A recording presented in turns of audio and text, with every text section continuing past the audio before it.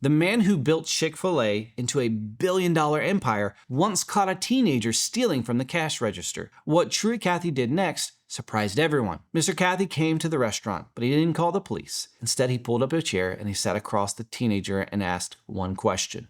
Why did you do it? It wasn't a lecture first, just a question. The boy admitted he was desperate and needed money. And Truett said something that shocked the young man. If you needed it, you should have asked. You see, Truett had a conviction that shaped how he led. It is better to build boys than mend men. So he did not throw the kid away. The money had to be paid back, of course, but Truett chose restoration over rejection. He went on to mentor that young man. And years later, that same teenager became a successful Chick-fil-A operator. Sometimes leadership looks like correction. Sometimes it looks like compassion. Truett knew this young man needed both. Who in your life needs both right now? Correction and compassion, grace and truth. Sometimes the most powerful leadership moment is not the consequence, it's the conversation. I'm Justin Trapp.